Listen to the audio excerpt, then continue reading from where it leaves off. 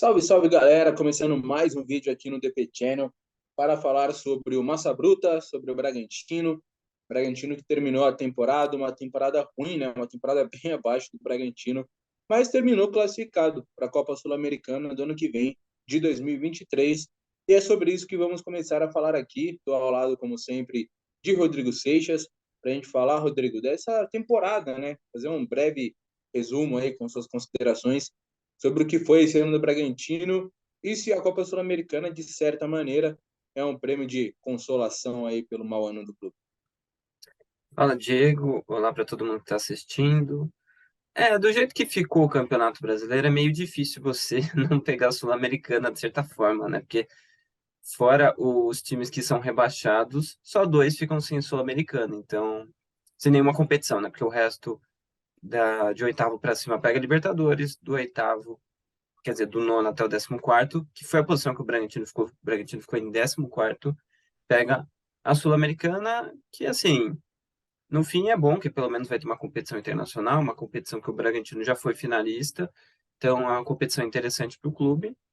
Mas é aquela coisa também, né? Pega porque no Brasil tem muita vaga. Se fosse, sei lá, há alguns anos atrás, quando as vagas eram menores tanto para Libertadores quanto para Sul-Americana, ia terminar a temporada sem nada. Mas pelo menos tem isso, né? Então ano que vem, para quem tiver aí comandando a equipe, para os jogadores que fizerem parte, se focar, se conseguir ir bem na Sul-Americana, pode fazer uma competição interessante.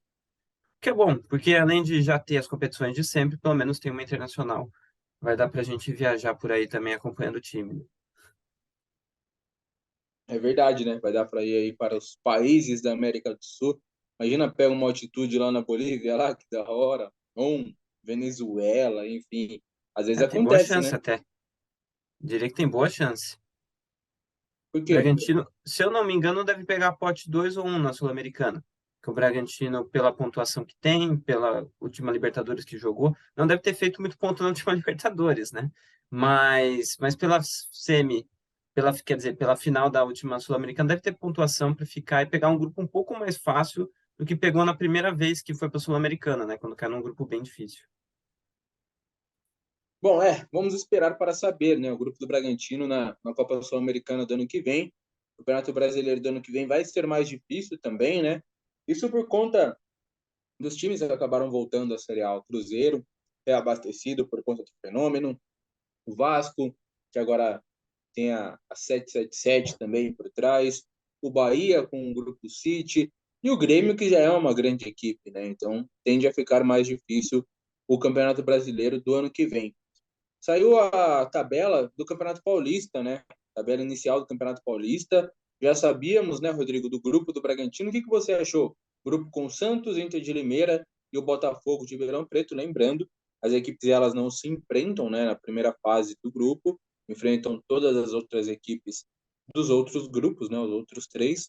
E depois, tanto as quartas quanto a semi, é jogo único com o mando aí de quem fizer a melhor campanha. E aí, Rodrigo?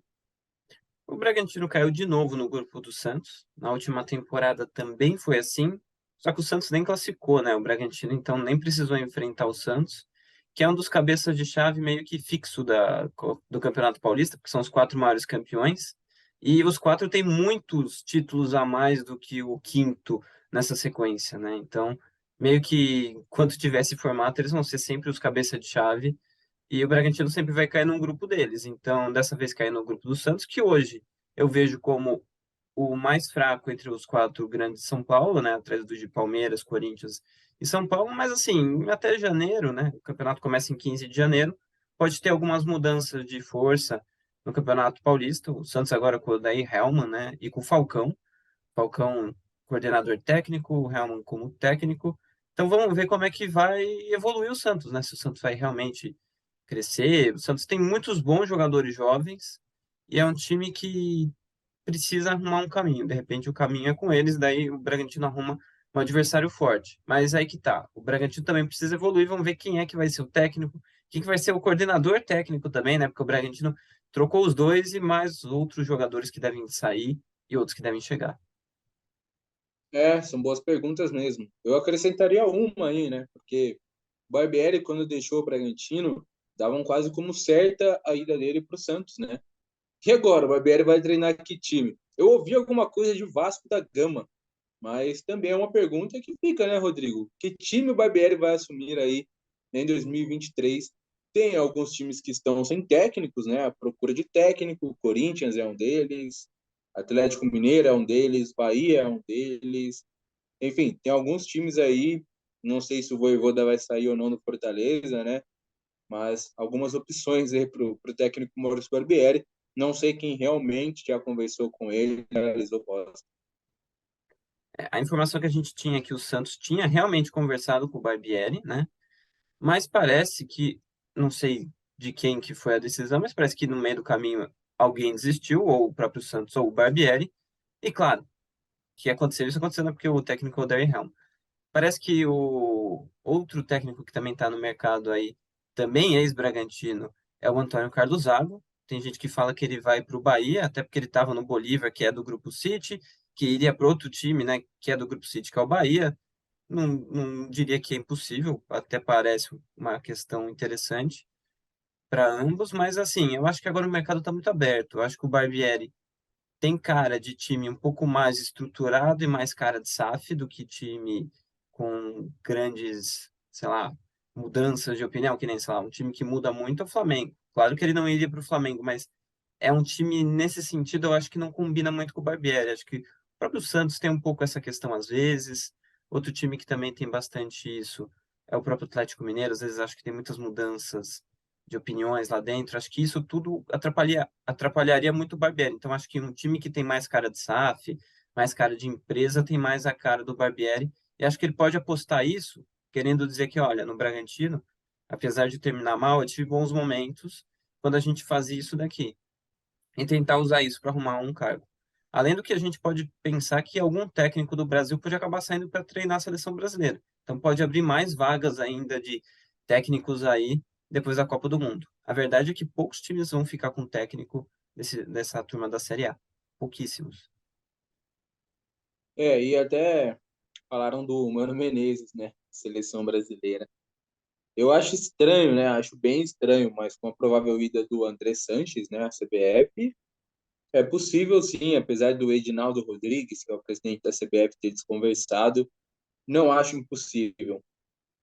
Bom, ainda sobre essa questão de técnico, acho que já dá para a gente entrar nesse tema, né, Rodrigo? Até antes de falar sobre as saídas, as chegadas.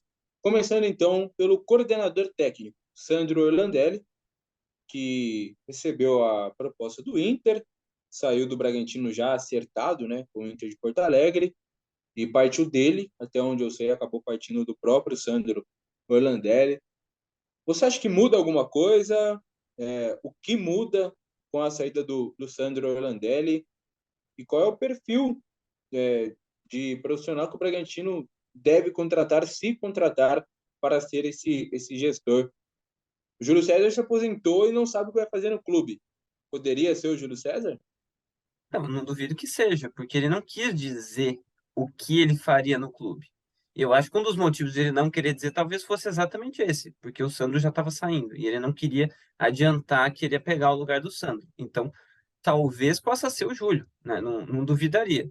Mas também não sei se é o caso, né? Não sei se o Júlio vai pegar outro cargo para fazer outra coisa, porque o Bragantino teve bastante mudança. De repente, ele vai ser mais um cara da comissão técnica, junto com o Marcinho. Não sei exatamente qual área ele vai entrar, mas abre essa possibilidade, ainda mais quando ele não quis dizer o que ele faria, né? Então, fica essa questão possível de ele ser o coordenador. Mas eu acho que, no caso do Sandro, é até curioso e difícil a gente ver qual que era o real impacto dele, né? Porque ele era um cara que estava sempre lá no dia a dia, né? Ele viajava com o clube e tudo, mas a gente não via muito as ações dele, né? Assim, ele trouxe tal jogador, ele conversou com tal atleta, ele evoluiu tal coisa, ele deu essa dica para o Barbieri para mudar o time. O coordenador técnico seria o cara que coordena todas essas áreas, os atletas, tudo. A gente nunca chegou a ver algo que ele realmente tenha feito de fato, porque ele dava poucas entrevistas, não fazia coletivas, ele praticamente não falava com a gente, e a gente não consegue dizer o quanto ele fazia de trabalho, né? O próprio Barbieri dificilmente citava ele em alguma coletiva, o Thiago Escuro também não falava muito sobre ele, então a gente não sabe exatamente qual o impacto que ele tinha e o que isso vai mudar no dia a dia do Bragantino. Claro que vai ter mudanças, talvez algumas mudanças sejam mais de quem chegar do que o fato dele ter saído, mas é sempre um nome muito importante, né? O Santos acabou escolhendo o Falcão, o São Paulo tem o Muricy, que é um nome que fala bastante, o Muricy até que fala bastante, mostra, principalmente no começo do ano passado ele falava direto, toda hora ele estava ali conversando com alguém, falando alguma coisa. Então, acho que o Bragantino precisa alinhar bem isso daí e escolher um cara interessante. E acho que deve fazer, né? O Sandro tinha um currículo gigante de muitos trabalhos, só que a maior parte dos bons trabalhos dele não foi como coordenador técnico, foi como scout. Scout é um cara que trabalha escolhendo atletas, né, mapeando atletas para o time contratar, ou para a base ou para o time principal. Isso foi o que ele fez na Inglaterra, no próprio Brasil mesmo, e virou uma das referências no mercado. Como coordenador, já não dá para dizer tanto, porque ele trabalhou só no Bragantino. E segundo a nota, né, que o Inter acabou soltando para anunciar a contratação dele, ele vai como coordenador técnico mesmo para Porto Alegre. E técnico em si, após a saída do Barbieri, né, o Thiago Scuro até concedeu entrevista à Rádio 102 FM aqui de Bragança, eu participei e tudo mais, e ele acabou falando que esperava uma definição até o final do mês. O Thiago Scuro, nesse momento, está na Europa, inclusive, né? E surgiu um nome hoje que me agrada muito, que é do Miguel Ángel Ramírez. Ele que fez um trabalho que todo mundo acabou vendo com mais atenção assim no Independente Del Valle, né, do Equador, e aqui no Brasil não foi bem, ou não teve tempo, enfim, no Internacional de Porto Alegre. Te agrada o Miguel Ángel Ramírez? Até antes, Rodrigo, de você responder, nomes que foram veiculados como Alex, agora o Antônio Oliveira, esses nomes nem foram cogitados pelo Bragantino. O próprio Roger Machado, que apesar de ser um cara que o Thiago gosta, não teve negociação nem conversa nesse sentido também. Thiago Nunes foi especulado, também não teve negociação e nem conversa com o Thiago Nunes. Dois nomes que foram especulados que pode ter alguma coisa sim é o do Pepa e do Soares, os técnicos portugueses que estavam atuando no Oriente Médio. Mas e aí, Rodrigo? O Angel Ramírez te agrada? Sim, e se você olhar o cenário internacional de treinadores, você vai achar mais técnicos estrangeiros bons do que brasileiros. Acho que isso é, acho que isso já dá para perceber. Claro que tem estrangeiro ruim também, mas tem mais bons e o Bragantino acho que vai tentar fazer isso agora, vai tentar um técnico internacional, pode ser europeu, que é o caso do Miguel Ángel Ramírez, ele é espanhol, apesar de ter treinado já na América do Sul por bastante tempo, mas eu acho que pode ser lá, ou pode ser um argentino, não sei, acho que a ideia é trazer um de fora para ver como é que funciona também, porque até agora, desde que tem Bragantino, foram três brasileiros, né? Então acho que talvez seja, e até teve lá no começo, quando chegou o Felipe Conceição, conversas com técnicos europeus, não acabou fechando com nenhum deles, acabou sendo o Felipe. E quando o Barbieri assume, o Bragantino não tinha muito tempo para ir para a Europa durante a pandemia e escolher um técnico para colocar na equipe. Então, eu acho que por tudo isso eles nem pensaram no europeu. Acho que agora o objetivo é esse. E assim, de cabeça, né, sem pensar tanto e fazer uma lista, acho que o cara que mais tem a cara do Bragantino de todos os especulados é o Miguel Ramírez, assim, não tem nenhum outro. Ele treina jovens, ele conhece a América do Sul, ele conhece o mercado brasileiro. Ele já disse em entrevista quando ele estava nos Estados Unidos que no Brasil os dois times que têm trabalhos a longo prazo e que ele acha interessante são Atlético Paranaense e Bragantino. Ele falou o nome dos dois times. Então, eu acho que tudo isso combina. Agora, ele não foi bem no Inter? Não foi.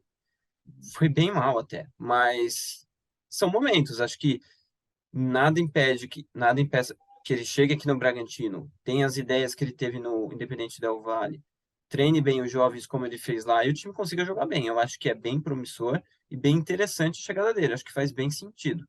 Se vai dar certo ou não, a gente vai ter que esperar para ver, mas que faz sentido, faz.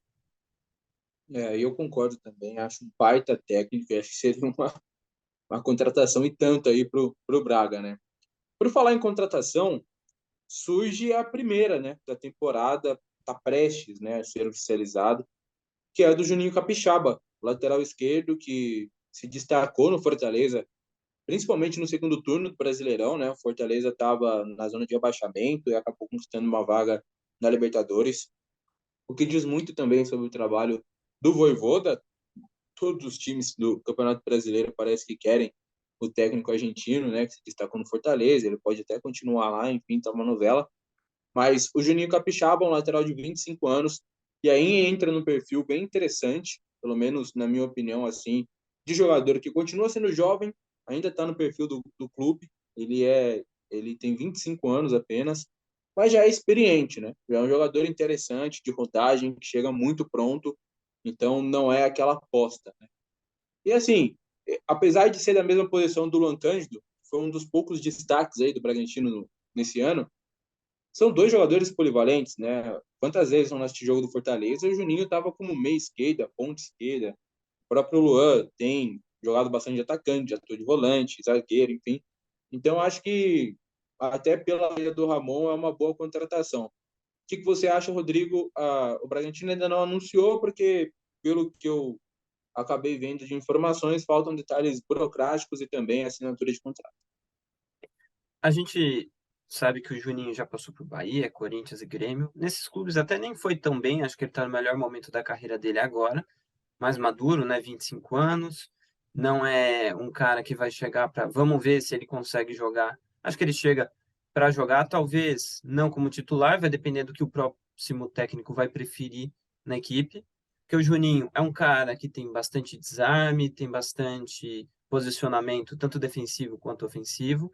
Não é um cara explosivo, aquele lateral que vai chegar na linha de fundo voando, ou alto como é o Luan Cândido, ele tem 1,76 m, então é um cara mais normal. Ele é muito bom em duas coisas: em ter a bola, controle de bola, ele é muito bom para andar com a bola no pé, ele consegue definir bem se ele vai vir pela esquerda, pelo centro e vai avançando com a bola dominada. Isso é bom, principalmente quando você joga com times com a defesa muito fechada, então eles vêm lá de trás abrindo o caminho. E ele também joga sempre com a cabeça bem erguida, então ele consegue enxergar bem a jogada. Não diria que ele é um construtor daqueles, porque eu acho que teria que jogar mais numa equipe com essa característica para ver o quanto ele é capaz de fazer isso, mas é um nome interessante. E dependendo do técnico, ele pode até ser titular no lugar do Luan, porque o Luan tem muito essa presença de área, esse gol, mas ele também erra muito na defesa. Então, talvez algum treinador possa preferir ter o Juninho, que é mais, vamos dizer assim, erra menos durante o jogo do que o Luan, porque o Luan faz muito pênalti, o Luan às vezes não volta, às vezes fura. E isso, assim, é ruim para um lateral, porque o cara faz parte da defesa, né? A primeira obrigação do lateral é defender, depois atacar. E o Luan tem errado muito nisso, por mais que ele tenha os gols e seja interessante usar ele, ainda mais no Bragantino, que também tinha o Ramon, que também errava na defesa, então valia a pena usar o Luan, claro. Mas dependendo da questão, e se você tiver o Juninho bem, talvez seja melhor você ter o Juninho titular do que o Luan. Bom, e já que falamos do Ramon, o Ramon volta para o Flamengo, né, naturalmente. Dos jogadores emprestados que acabaram saindo, ele é um caso que não tinha cláusula, né, de opção de compra. Os outros dois tinham, o Carlos Eduardo e o Johan, mas o Bragantino não preferiu não fazer a compra do Johan, volta ao Atlético Mineiro. O Johan que tinha, se o Bragantino quisesse comprá-lo, acho que geraria ali em torno de 10 milhões de reais. E o Carlos Eduardo não sei ao certo valor, né? Mas seria inacreditável se o Bragantino fizesse a compra do Carlos Eduardo. Ele volta ao Palmeiras, onde tem aí contrato até o fim do ano que vem, né? 2023. Essa saída do Carlos Eduardo e do Johan, Rodrigo, o que você achou? A que me surpreendeu mais foi a do Miguel. Mas o Johan, até pela idade dele, 29 anos, ele tinha que ser muito imprescindível para a equipe para ter ficado. E ele não foi, né? Ele se machucou 4 vezes na temporada, ele oscilou muito atuações, em alguns momentos ele conseguia achar um passe muito bom, fazer um gol muito interessante, mas ele não teve uma sequência, um ritmo bom. Tudo bem que a equipe também não teve e atrapalhou ele, mas ele não conseguiu. O Carlos Eduardo, você acha 2 ou 3 lances bons dele em todo esse período, né? E ele jogou bastante até, ele entrava praticamente todo jogo no segundo tempo. Teve uma época que ele foi titular como 9. Então, assim, é um cara que até o Bragantino pagou a multa para ele jogar contra o Palmeiras. Então, teve vários momentos de chance para ele e ele não foi bem em nenhum deles, então não faria sentido ficar com ele. Ramon também não. O Miguel me surpreendeu mais, porque o Miguel é o mais novo deles. O Miguel é um cara que, em estatísticas, em projeção, é um cara interessante. Você vê em passes para assistência dele, né, que são passes para finalização, ele fica perto do Scarpa e do Arrascaeta, que são os dois melhores do Brasil.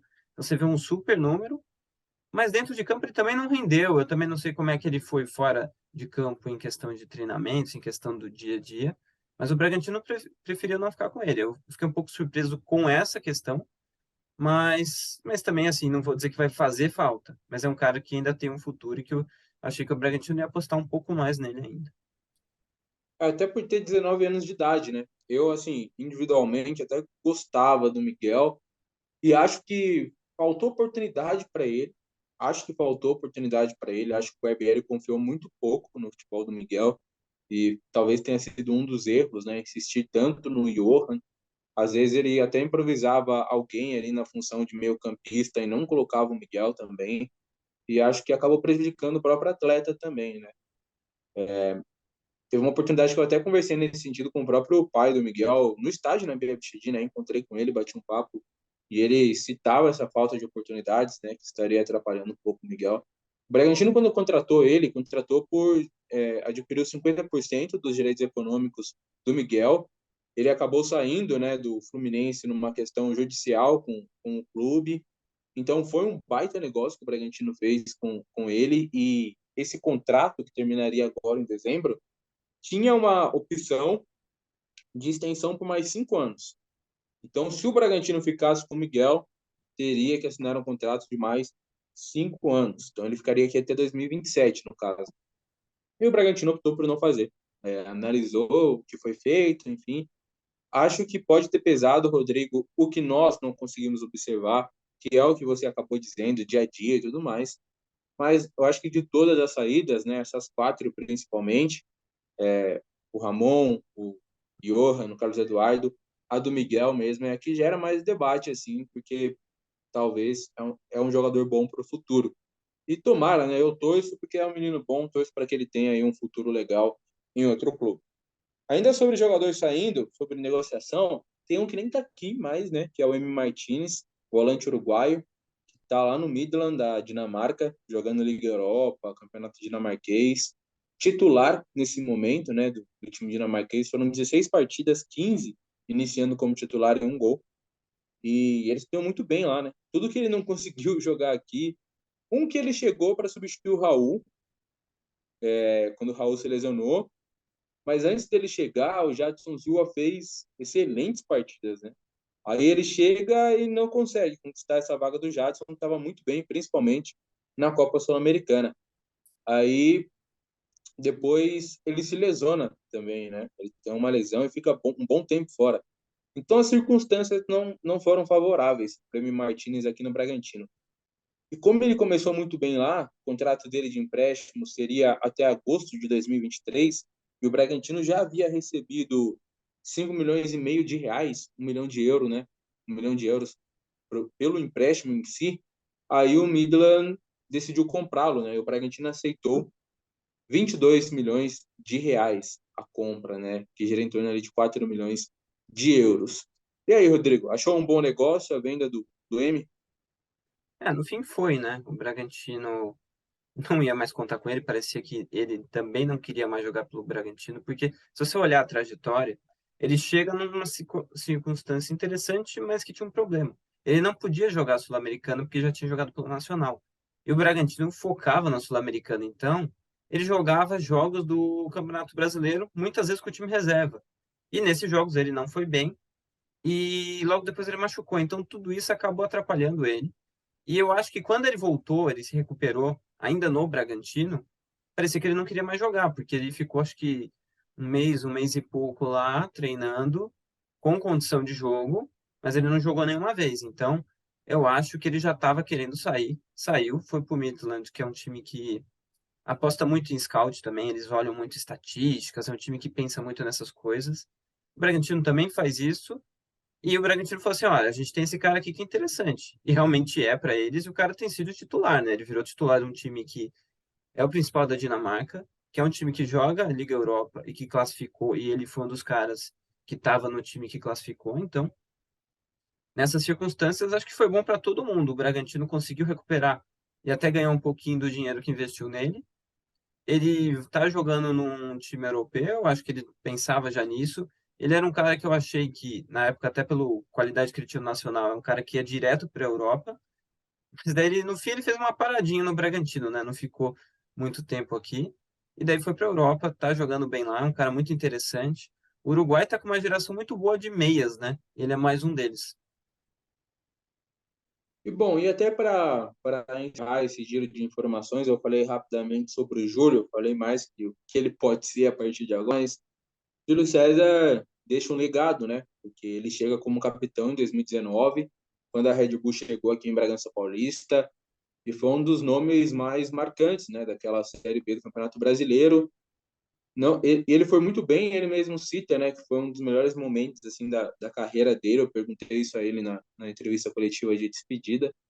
E além de tudo, né, Rodrigo, eu acho que além do atleta em si, o Júlio chama muita atenção pela pessoa, né, que ele acaba sendo.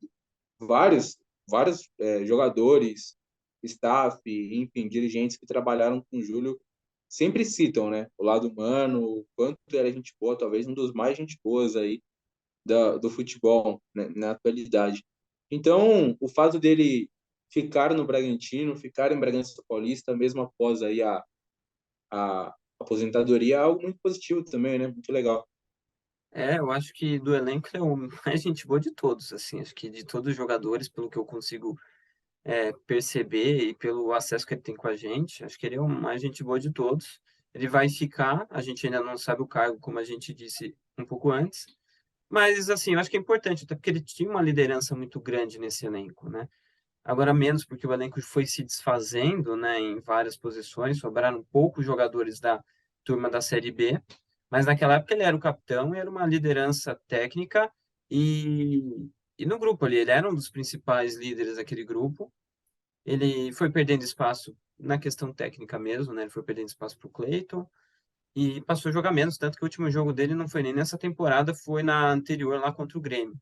Ele até falou que talvez, se ele tentasse, ele poderia jogar em algum clube de Série C, alguma outra coisa, mas ele não estava querendo isso, ele estava querendo já encerrar a carreira, continuar em outra área, que ele ainda vai dizer qual é, a gente ainda vai ver isso, mas assim, Bragança vai ser interessante para manter esse elo com o que começou do Bragantino, pelo menos dentro do grupo, para as próximas gerações, para os próximos times que o Bragantino vai montar, porque parece que dessa vez a remontagem do elenco vai ser um pouco maior do que foi nas outras temporadas.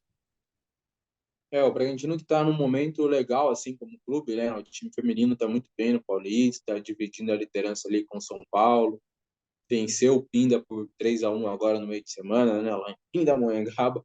E vai jogar contra o Corinthians. Inclusive, fica o convite, né? Para você que está assistindo antes de sábado aí. Neste sábado, o Bragantino joga 4h30 aqui em Bragança com o Corinthians, pela 10ª rodada do Paulistão, e portões abertos, né? Entrada gratuita, é de grátis, como dizem aqui em Bragança Paulista. Então, um joguinho legal sábado à tarde, de graça aí, né? Para você acompanhar Bragantino e Corinthians, seja você torcedor do Braga ou até mesmo aí do Corinthians. Eu tenho acompanhado as notícias do Sub-11, do Bragantino, inclusive, né? Sub-11 que está nas quartas de final e no primeiro jogo venceu o Palmeiras. No primeiro jogo acabou vencendo o Palmeiras por 2-0. E tem o jogo de volta que é nesse domingo, lá no CT dos caras. O primeiro jogo foi lá em Jarinu, no CFA do Bragantino. Outra notícia da base também, enquanto o Sub-23 vai treinando para o Campeonato Paulista da Série A3, né? O Sub-23 vai treinando para jogar com o Red Bull Brasil, na verdade. E o sub-20 do Arthur Tiro, sub-23 do Fábio Matias, sub-20 do Arthur Tiro, que esteve na Áustria recentemente, né, com o Cris, que é seu auxiliar, e outros integrantes também da comissão do Bragantino, acompanhando de perto um pouco do que é o Salzburg. O sub-20 vai se preparando para a Copa São Paulo de Futebol Júnior, que começa já no dia 2 de janeiro, e o Bragantino vai jogar lá em Leme, né, na cidade do Lemense, como já dissemos aqui, contra Maringá, ABC e o próprio Lemense. Respondendo perguntas aqui depois desse giro sobre a base do Bragantino e o feminino. Com a saída do Miguel e do Johan, os dois meio-campistas, né, da equipe, Você acha que o Bruninho deve ganhar mais espaço? Essa pergunta foi do Lucas Salema. Eu acho que deve, eu acho que precisa, né? Porque o cara é a principal joia da base do Braga. Então vamos ver se é mesmo. O cara precisa jogar. Porque essa idade, o cara precisa jogar para evoluir. Nem que seja entrar todo jogo para jogar 15 minutos, alguma coisa, ele precisa jogar. Eu sei, e deve ser o caso do Bragantino contratar outros jogadores para essa posição, obviamente, porque ele perdeu dois. Então ele deve trazer um ou dois também para essa posição, porque não faz sentido você ficar sem um. Essa posição aí a gente pode chamar de um camisa 10 ou segundo atacante, dependendo do momento do jogo. Mas é um cara extremamente importante, que era a posição do Claudinho lá atrás, que é o cara que muitas vezes clareia uma jogada ofensiva, abrindo para um ponta, para um centroavante ou para algum outro meia que vem por trás. Então, é um cara que passa a ser extremamente importante no jogo ofensivo da equipe. E o Bruninho, de todos, é o cara que todo mundo mais olha lá. Nossa, esse cara é bom, esse cara tem um drible muito bom, uma qualidade acima da média, não sei o quê. Mas ele não virou essa chavinha para profissional e tá na hora, acho que já de virar. Ele é de 2003, ainda é bem novo, mas está precisando jogar mais. Tá certo. Bom, então esse foi o giro de hoje, né? O giro de notícias. A gente vai continuar produzindo conteúdo do Bragantino, até porque o Massa Bruta está envolvido nessas negociações, agora principalmente com o técnico, novos jogadores, jogadores que podem sair, jogadores que voltam de empréstimo e devem ser negociados com outras equipes. Então a gente segue produzindo esse conteúdo. O Rodrigo segue também com a RS Análises. Nós falamos aqui um pouco do Barbieri, tem um vídeo sobre o jeito que o Barbieri trabalhou aqui no Bragantino, né? Um vídeo recente bem legal também que o Rodrigo acabou fazendo na RS Análises. E também faremos alguma coisa sobre Copa do Mundo aí, uma novidade também, né, Rodrigo? Hora ou outra a gente aparece aqui um pouco para falar sobre Copa do Mundo também, porque já está todo mundo ansioso, domingão começa a Copa, semana que vem tem seleção brasileira já dia 24 contra a Sérvia. E a gente, claro, vai falar de Copa do Mundo, a gente gosta de falar de futebol, é o evento maior do futebol, então a gente não vai escapar dessa não, Rodrigo. Vamos, a gente vai tentar fazer umas lives aí com algumas pessoas que a gente vai convidar aí, interessantes, para tentar falar também sobre Copa, né? Porque eu acho que por mais que o cara possa gostar do Bragantino, torcer pelo Bragantino, não vai acompanhar a Copa e todo mundo vai acompanhar, porque acontece isso todas as vezes. A gente pode trazer algumas coisas sobre Copa do Mundo aqui também.